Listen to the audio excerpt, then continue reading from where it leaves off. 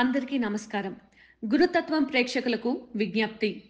G Telugu ఓంకారం videos మరియు గురుతత్వం channel వీడియోస్తో fake YouTube channels మరియు ఐడీలు క్రియేట్ చేసి మిమ్మల్ని గురూజీ పేరు చెప్పి మోసం చేస్తున్నారు.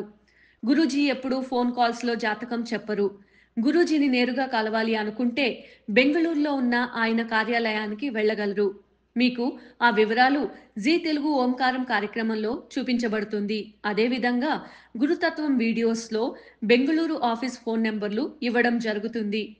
ఇటువంటి మోసాలు జరిగినప్పుడు గురూజీకి కానీ గురుతత్వం ఛానల్కి కానీ జీ తెలుగు కార్యక్రమానికి కానీ ఎలాంటి సంబంధం లేదు అని గుర్తించగలరు. బ్రహ్మోస్మి శ్రీ గురుభ్యో నమః. హరి ఓం. గురు బ్రహ్మ గురు విష్ణు గురు దేవో మహేశ్వరః గురు సాక్షాత్ పరబ్రహ్మ తస్మై శ్రీ గురువే నమః. గురువే సర్వలోకానాం విషజే భవరోగిణాం నిధయే సర్వ విద్యానాం దక్షిణామూర్తయే నమః. ఆదిశేషాయ నమస్తుభ్యం అనంతఫలదాయకం. నమోऽस्तु పద్మనాభాయ నాగానాం పతయే నమః. సర్వేభ్యో మహాజనభ్యో మాతృపితృదేవతభ్యో ఆచార్య దేవతభ్యో నమో నమః. హరి ఓం. విశ్వావసో నామ సంవత్సర ఉత్తరాయణ గ్రీష్మ ఋతో జ్యేష్ఠ మాస శుక్లపక్ష చతుర్థి. ఈరోజు శుక్రవారం, పునర్వసు నక్షత్రం. ఈరోజు గురు నక్షత్రం, శ్రీరాముల వారు జన్మించిన నక్షత్రం. చాలామంది వాడుక భాషలో ఒక నవ్వే పదాన్ని చాలా మంది చెప్తూ ఉంటారు. శ్రీరాముల వారు అంటే రాముల వారిది ఒకే రాశే, రావణాసురుడి ఒకే రాశే, కానీ గుణాలు విరుద్ధంగా ఎలా అని అంటే ఒకే రాశిలో జన్మించిన వాళ్ళంతా ఒకే గుణాలు ఉండవు. ఇంకా ఒకే నక్షత్రంలో జన్మించిన వారి గుణాలు ఒకేలా ఉంటాయి. కాస్త జ్యోతిషంలో అవగాహన లేని వారే ఇటువంటి ప్రసంగాలు తెస్తూ ఉంటారు. దీన్ని కాస్త గుర్తుపెట్టుకోండి. శ్రీరాముల వారు జన్మ నక్షత్రం పునర్వసు నక్షత్రం, శుక్రవారం కలిసి వచ్చింది. దీనికన్నా విశేషం ఇంకేం కావాలి? చతుర్థి వేరే. అయితే ఈరోజు ఇటువంటి సంధికాలం అంటే పునర్వసు నక్షత్రం, శుక్రవారం, చతుర్థి గడియలు కలిసి రావడం మహా విశేషము. ఇటువంటి రోజు మనము గణపతి నామస్మరణ మనకి అత్యద్భుతాన్ని అందిస్తుంది. ఈరోజు ఓం సుముఖాయ నమః అనే నామాన్ని జపించాలి. ఈ సుముఖాయ నమః అనే నామాన్ని జపించడం వలన మీ ముఖంలో తేజస్సు, మీ కళ్ళల్లో కాంతి మరియు అంధకారం దూరమై దివ్య దృష్టి మరియు మీ ముఖంలో వెలుగు మరియు జ్ఞానం ప్రసాదిస్తుంది. మీరు సౌందర్య ఇతరులకి కురూపంగా కనబడరు అని అర్థం. అంటే జ్ఞానం మీ ముఖంలో గోచరిస్తుంది, ఇతరుల్లో గౌరవం పెరుగుతుంది, ప్రఖ్యాత పెరుగుతుంది అని. అందుకే ఈరోజు మనం అందరూ కూడా ఓం సుముఖాయ నమః అనే నామాన్ని జపించాలి. మంత్రబలంలో అందరూ జపిద్దాం. ఓం సుముఖాయ నమః. శుక్రవారం ఈరోజు ఈ నామాన్ని జపించండి. మరొక ఈ నామానికి ఇంకొక సంకేతం కూడా ఉంది. మన పూర్వీకులు లేదా మన ఇంట్లో ఉన్నవారు పెద్దవారు మనం ఎక్కడైనా బయటికి వెళ్ళినప్పుడు నువ్వు అడ్డం రా తల్లి అంటారు, మీరు అడ్డురాండి అంటారు, అంటే మీరు ఎదురు నిలబడండి అంటారు, అంటే మీరు నాకు పయ్యేటప్పుడు ఎదురుగా రండి అంటారు. ఇది మన సంప్రదాయం. కానీ చాలా మంది పాపము ఇంట్లో భర్త భార్యని, లేదో భార్య భర్తని, లేదో తల్లి తండ్రి పిల్లల్ని, లేదో పిల్లల్ని తల్లి తండ్రిని, లేదో బంధువులు, వీళ్ళంతా కూడా కొందరు పైన ఎలా ఆరోపణ అంటే వాళ్ళు ఎదురొస్తే పైన పని జరగదు. ఇది ఇలా ఒక నమ్మకం పెంచుకునేసారు అంతే. వాళ్ళు అది మంచిది జరిగి ఉన్నా దాన్ని చెడుగానే వాళ్ళు తీసుకుంటూ ఉంటారు. ఇలాంటి నమ్మకాలు కూడా ఉన్నాయి. దయచేసి అటువంటి అపనమ్మకం మీలో మీపై ఎవరికైనా ఉంటే మీరు ఎవరైనా ఎదుర్కోవాలి అంటే సుముఖాయ నమః అనుకొని ఎదుర్కోండి. వాళ్ళు వెళ్ళిన పని సక్సెస్ అవుతుంది. ఇది ప్రతి ఇంట్లో అందరూ కూడా ఎవరికైనా ఎదురొచ్చినప్పుడు లేదో ఎదురు వెళ్ళేటప్పుడు సుముఖాయ నమః అనుకొని మీరు ఎదురెళ్తే వాళ్ళ పని సక్సెస్ అవుతుంది. ఈ రహస్యాన్ని ఒక పుస్తకంలో రాసుంచుకోండి, పిల్లలకి చెప్పి పెట్టండి, శుభం జరుగుతుంది. అదే విధానంగా మొదటిసారి కన్యని చూడ్డానికి అంటే వధువుని చూడ్డానికి వెళ్ళినప్పుడు లేదో వరుడు చూడ్డానికి వెళ్ళినప్పుడు కూడా ఆ రోజు సుముఖాయ నమః అనుకొని వధు అనుకుంటే ఆ వరుడికి ఈవిడ చాలా అందంగా కనబడుతుందట. అదే విధానంగా పురుషుడు కూడా సుముఖాయ నమః అనుకొని వెళ్ళి వధువుని వీక్షిస్తే ఆ వధువు కూడా ఇతనిపై మంచి ఉద్దేశాలు ఏర్పడతాయంట. ఇటువంటి యోగము ఈ నామానికి ఉంటుంది.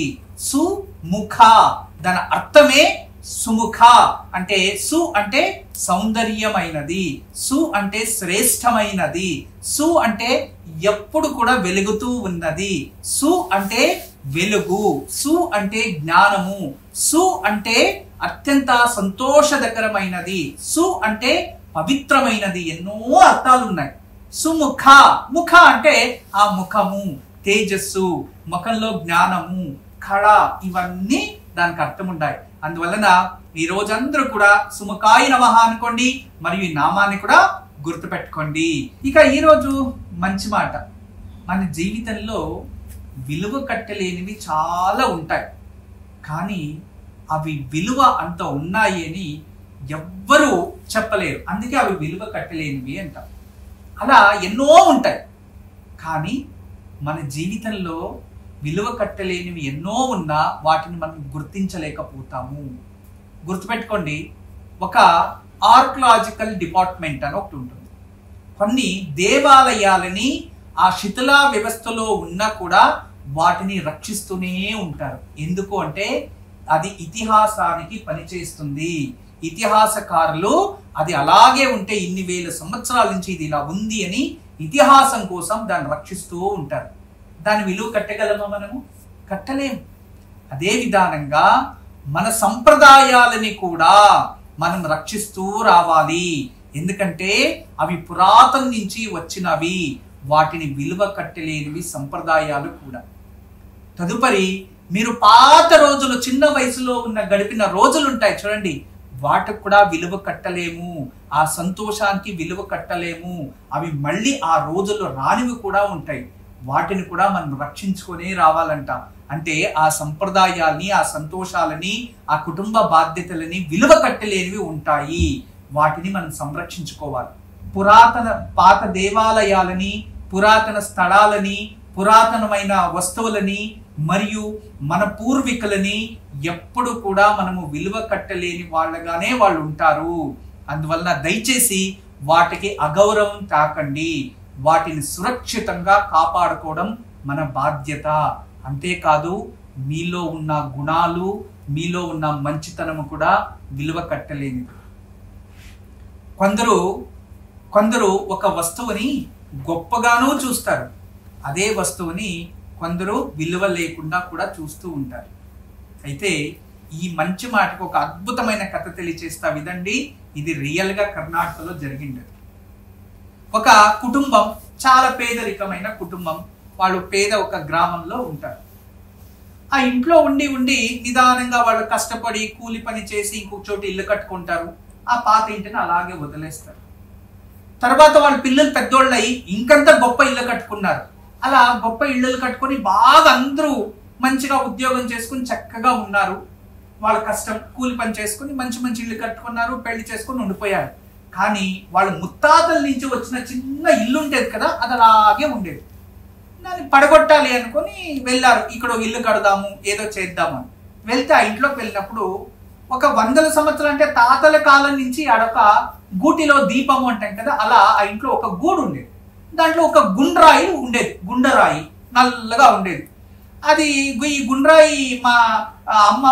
గుండ్రాయి మా తాతగారు అమ్మ వాళ్ళు ఏం చేసేవారంటే గానుగ కాయల్ని కొట్టేదానికి ఉపయోగించేవారు అని. మనకి ఈ అడవిల ప్రాంతంలో పాతకాలంలో ఎక్కడైనా ఒక బౌండరీ నిర్మాణం చేయడానికి ఒక రకమైన ముళ్ళు చెట్టు వచ్చేది.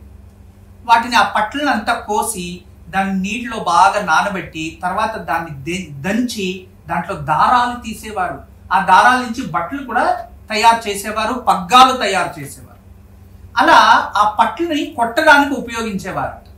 తర్వాత కొబ్బరి బొండంలో నుంచి మనం పీచి తీస్తాం కదా, దాన్ని కొట్టుకొని దాంతో దారాలు, దాంతో పగ్గాలు తయారు చేయడానికి ఉపయోగించి ఒక ఇంత నల్ల రాయి. అలా చెప్పుకొని ఉంటే అవునా ఇది ఇన్ని రోజుల నుంచి ఇడే ఉందా ఈ రాయి ఎందుకులే పని చేస్తుందో లేదో అని ఇలా తీసుకొని బయట పడేస్తాడు.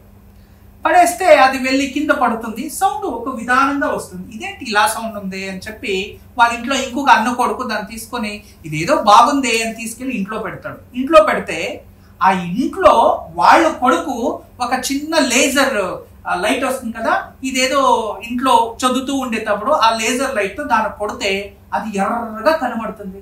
ఇదేంటి ఇలా ఎర్రగా కనబడుతుంది అని చెప్పి ఇంకొక వైపు నుంచి వేస్తే నీలవర్ణంగా కనబడుతుంది. అప్పుడు దీనిలో లోపల నుంచి ఏదో లైట్ వస్తుంది, ఇది గుండ్రాయిలాగా నల్లగా ఉంది, లోపల నుంచి నీలవర్ణం వస్తుంది అని చెప్పి డాడీ ఇది చూడు నీలంగా ఉంది అని చెప్పి ఇలా వేస్తాడు. అవునా ఇదేంటో నీలంది అని చెప్పి ఆ ఇంట్లో అందరికి ఒకరి చోలో పడుతుంది. వాళ్ళందరూ వచ్చి దాన్ని చూస్తారు. అయితే దీన్ని ఏమో పరీక్షించాలి ఎత్తుకొని పోయి ల్యాబ్కి ఇస్తే అది పెద్ద నీలమణి, 10 కోట్ల విలువ. అంటే అర్థం చేసుకోండి, పాత వస్తువులు విలువ కట్టలేనివి. ఒకరికి విలువ లేకుండా పడివేసింది, ఒకరికి 10 కోట్లు విలువ అయింది. ఆ 10 కోట్లలో ఆ 10 మంది కుటుంబ సభ్యులు కూడా ఆ పంచుకొని తర్వాత వాళ్ళు ఇంకంత ఇళ్ళు కట్టుకొని పిల్లలు చదివించుకొని చుట్టుపక్కల పొలాలన్నీ కొనుక్కొని ఆ ఊరికే గొప్ప శ్రీమంతులు అయిపోయారు. కానీ పూర్వంలో వాళ్ళు దాన్ని ఉపయోగించింది ఒక గానుకాయలు కొట్టడానికి ఉపయోగించిన ఒక గుండు అంత విలువైంది. అంటే ఆలోచించండి, మన పూర్వీకుల వస్తువులు ఆర్కియాలజికల్ డిపార్ట్మెంటు ఇటువంటివి సంరక్షిస్తున్న ఏ వస్తువైనా అది విలువ కట్టలేనిదే. ఆ విలువ ఏదో ఒక రోజు పెద్దగా మారుతుంది. అందుకే మన జీవితంలో కూడా మనలో ఉన్న మంచి గుణాలు, మన పూర్వీకుల నుంచి వస్తున్న సంప్రదాయాలు, పూర్వీకుల నుంచి వచ్చిన మంచి విషయాలు, ఇతిహాసంలో వచ్చిన మంచి విచారాలు, రామాయణాలు, మహాభారతాలు, వేదాలు ఇవన్నీ కూడా విలువ కట్టలేనివి. కానీ ఎప్పుడు కూడా దానివల్ల మనకి శుభాలు జరుగుతూనే ఉంటాయి. వాటిని కాపాడుకోవడం మన బాధ్యత. అటువంటి వాటిని నిర్లక్ష్యం చేయకూడదు అనేదే ఈరోజు ఈ మంచి మాటకి ఈ చిన్న కథ. ఈరోజు నిత్య నక్షత్రం పునర్వసు నక్షత్రంగా తీసుకుంటే అశ్విని మక మూల నక్షత్రం వారికి నైదన తార. ఇది అంత శుభం కాదు, జాగ్రత్తగా ఉంటే చాలా మంచిది. ఇక భరణి పుబ్బ పూర్వాషాఢ నక్షత్రం వారికి సాధక తార. ఇది మంచిదే, మీరు కష్టపడితే దాని ప్రతిఫలం ఖచ్చితంగా ఉంటుంది. ఇక కృతిక ఉత్తరాషాఢ వారికి ప్రత్యక్ తార ఈరోజు. ఇది మీకు అంత శుభం కాదు, కాస్త జాగ్రత్త వహించుకోవడం చాలా మంచిది. రోహిణి హస్త శ్రవణ నక్షత్రం వారికి క్షేమతార. అత్యంత శుభకరమైన రోజు, ఉపయోగం చేసుకోండి.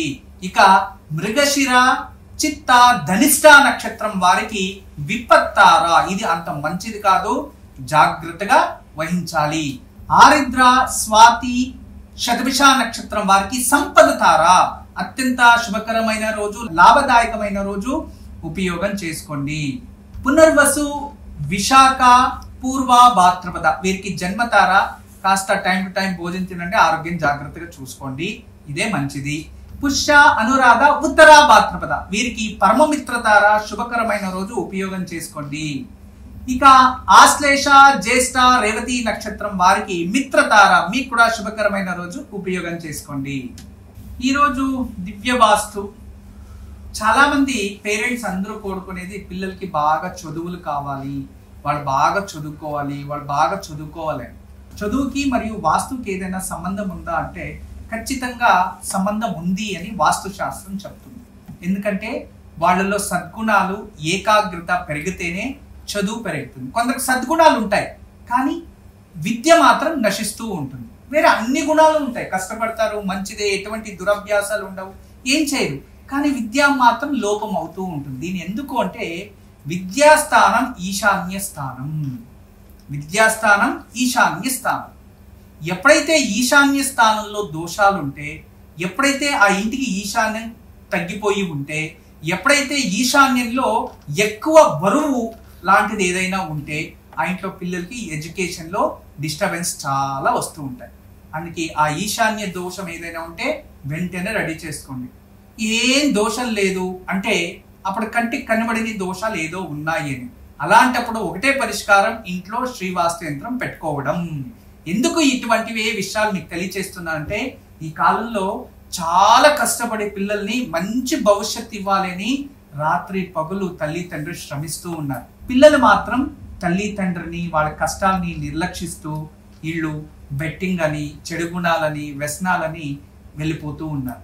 ఇటువంటి వాటన్నిటికీ కూడా ఒక అద్భుతమైన పరిష్కారం రేపు ఓంకారంలో తప్పకుండా చూడండి. రేపు శనివారం, శని పుష్యమి యోగం. శనివారం పుష్యమి నక్షత్రం, పంచమి కలిసి వచ్చింది. ఇది ఏ దానికి విశేషం అంటే శివుడికి పూజించడానికి విశేషం. రేపు ఉదయాన్నే దగ్గరలో ఎక్కడైనా శివాలయం ఉంటే, మీకు నువ్వుల నూనెతో అభిషేకం చేయడానికి అనుకూలం ఉంటే అక్కడ వెళ్ళి కాస్త నువ్వుల నూనె, అందులోకి చిటికడు నువ్వులు వేసి అభిషేకం చేసి రండి. అది చేయడానికి అవ్వదు, వీలు లేదు అంటే దగ్గరలో ఉన్న శివాలయంలో నువ్వుల నూనె దీపం వెలిగించి, నువ్వుల నూనెతో దీపం వెలిగించి దారిద్ర దహన శివ స్తోత్రాన్ని చదవండి. ఖచ్చితంగా సకల విధమైన దారిద్రాలు దూరం అవుతాయి. ఇవన్నీ చేయడానికి అవ్వదు అంటే ఇంట్లోనే కూర్చొని రేపు ఇంట్లో శివారాధన చేసి దారిద్ర దహన శివ స్తోత్రాన్ని పారాయణం చేసుకోండి. ఖచ్చితంగా శుభం జరుగుతుంది. ఈరోజు సాయంత్రం, ఈరోజు చాలా విశేషమైన రోజు. ఈరోజు సాయంత్రం లక్ష్మీదేవికి ఆరాధించడానికి ప్రత్యేకమైన రోజు. ఈరోజు భక్తి భావనలతో, గుర్తుపెట్టుకోండి, భక్తి భావనలతో ఈరోజు సాయంత్రం దగ్గరలో ఎక్కడైనా పూజా స్టోర్లో శ్రీఫలము అనేది లభిస్తుంది. దాన్ని తెచ్చి బాగా దంచితే దాంతో నార వస్తుంది. ఆ నారతో కాటన్ కలిపి మీరేం చేయాలి, ఆ నారతో పత్తిని కలిపి వత్తులు చేసుకోవాలి. ఆ వత్తులని నెయ్యిలో కలిపి లక్ష్మీదేవి ముందు వెలిగించి కనకదార స్తోత్రం పారాయణం చేసుకొని, దొరికితే కమల పుష్పం అమ్మవారికి పెట్టండి. అది దొరకలేదా నైవేద్యం పెట్టి అమ్మవారికి ఏదైనా తీయని ప్రసాదం నైవేద్యం పెట్టి కనకదార స్తోత్రం పారాయణం చేసుకోండి. ఇలా చేస్తే ఆర్థికంగా అభివృద్ధి అవుతారు. అంతేకాదు కుటుంబంలో చేసే వృత్తిలో అభివృద్ధి కనబడుతుంది. లక్ష్మీదేవి అనుగ్రహం ఉంటే కష్టానికి తగినట్టుగా ప్రతిఫలం కూడా కనబడుతుంది. బ్రహ్మోస్మి. అందరికీ నమస్కారం. ఈరోజు మీకు అందరికీ కూడా శ్రీవాస్తు యంత్రం గురించి పరిచయం చేయడానికి వచ్చాను. శ్రీవాస్తు యంత్రం మీరు చూస్తున్నారు. శ్రీవాస్తు యంత్రం, ఈ శ్రీవాస్తు యంత్రం ఈ విధానంగా 9 ఇంచెస్, ఇలా 9 ఇంచెస్, ఇలా 9 ఇంచెస్ ఉంటుంది. తదుపరి బ్యాక్ సైడు ఇలాంటి 9 చక్రాలు ఉంటాయి. ఫ్రంట్ ఈ ఒక గ్లోబ్స్లా ఒక 9 డాట్స్ ఉన్నాయి చూడండి, ఇలా 9. ఇది శ్రీవాస్తు యంత్రం అనేది ఒక కాస్మిక్ ఎనర్జీని అట్రాక్ట్ చేసుకుంటుంది. నెగిటివ్ ఎనర్జీని ఇంట్లో నుంచి బయటికి తరిమేస్తుంది. ఇది మీకు అందరికీ దానికి పరిష్కార మార్గంగా నేను ఇవి సూచిస్తున్నా. ఎందుకంటే చాలామంది పిల్లలు సరిగా చదువుతలేదు, ఇంకొకరు మా ఇంట్లో ప్రశాంతత లేదు, భార్యాభర్తల మధ్యలో సఖ్యత లేదు, దేవుడి గదిలో సరిగా పూజ చేయలేకపోతున్నా, ఇంట్లో ఏదో తెలియని బాధ అనిపిస్తుంది, మా ఇంట్లో ఎప్పుడు కూడా ఏదో తెలియని ఒక శ్మశానంకి వెళ్ళినట్టు అనిపిస్తూ ఉంటుంది, మా ఇంట్లో కలగానే ఉండదు ఎప్పుడు కూడా. ఇక మా ఇంటికి చాలామంది వచ్చిన వాళ్ళంతా వాస్తు దోషం అని చెప్తూ ఉన్నారు, మేము ఏం చేయాలి అని ప్రశ్నిస్తూ ఉండేవారు. వాళ్ళందరికీ కూడా ఒక మార్గోపాయం చాలా రోజుల తర్వాత రీసెర్చ్ చేసి ఇప్పుడు ఈ శ్రీవాస్తు యంత్రాన్ని మేము చూపిస్తున్నాం. ఈ శ్రీవాస్తు యంత్రాన్ని ఎప్పుడైతే ఎక్కడ ఫాల్ట్ అనిపిస్తుందో అక్కడ ఒక మేక కొట్టి తగిలించాలి, అంతే. పిల్లలు చదువుతా లేదు, చదివే రూమ్లో పిల్లలు ఏకాగ్రతగా చదవాలి అనుకుంటున్నారా, అక్కడ ఒకటి తగిలించండి. మీరు నిద్రించే ఒక రూమ్లో మాకు సరిగా నిద్ర వస్తలేదు, పడుకుంటే చెడు కళలు వస్తున్నాయి, నిద్రించే గదిలో ప్రశాంతత లేదు అనిపిస్తుంది, అక్కడ ఒకటి తగిలించండి. లేదు ఎవరో వాస్తు దోషం అని చెప్పారా, ఇంట్లో వాస్తు దోషాని కోసం ఇంటి హాల్లో ఒకటి తగిలించండి. లేదా పూజ గదిలో ఏదో ప్రశాంతత లేదు, సరిగ్గా ఏకాగ్రత లేదు, మెడిటేషన్ చేయలేకపోతున్నా అంటే పూజ గదిలో ఒక మేక కొట్టి అక్కడ ఒకటి తగిలించండి. ఎక్కడైతే ఇంట్లో వాస్తు దోషం ఉంది అని ఎవరైనా చెప్తారో ఆ ప్రదేశంలో, ఆ ప్లేస్లో జస్ట్ ఒక మేకు కొట్టి దాన్ని తగిలించండి. ఆ వాస్తు దోషం అక్కడి నుంచి వెళ్ళిపోతుంది. చాలా అద్భుతము, చాలా విశేషమైన శ్రీవాస్తు యంత్రం మీ వరకు తయారు చేయించాము. దీన్ని ఉపయోగించండి, దీన్ని లాభం పొందండి. నమస్కారం. వాస్తు యంత్రం సంప్రదించవలసిన నెంబర్లు 8844452344 040682766622.